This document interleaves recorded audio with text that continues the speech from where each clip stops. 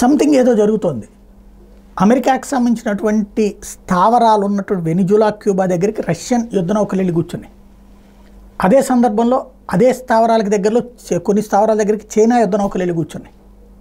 ఇది కవ్వింప, లేకపోతే బెదిరింప, లేకపోతే క్యాజువలా అన్నది ఎవరి లెక్కలు వాళ్ళకే ఉంటాయి. అదే సందర్భంలో అమెరికా ఎన్ని ఆంక్షలు పెట్టినా తగ్గించండి, తీయండి అని చెప్తూ వచ్చినటువంటి ఇరాన్ ఇప్పుడు అమెరికన్ అధికారుల మీద నిషేధం ప్రకటించింది.